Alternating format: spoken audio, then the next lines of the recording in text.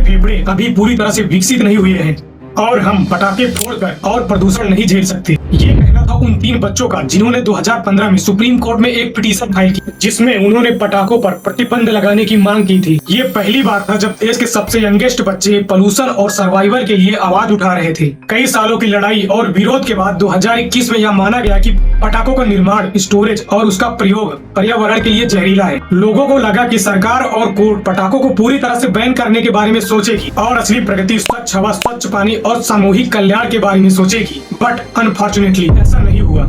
ऐसी क्या मजबूरी थी कि 2025 में पटाखों को जलाने की जरूरत पड़ गई?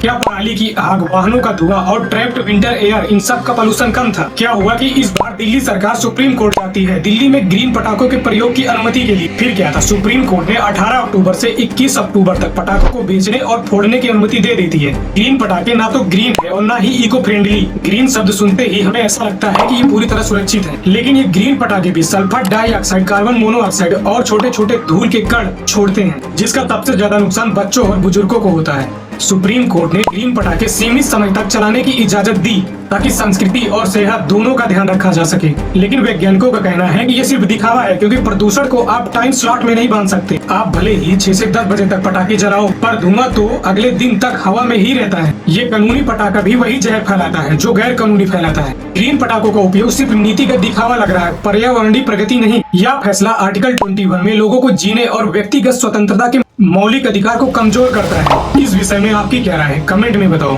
वीडियो को शेयर और सब्सक्राइब कर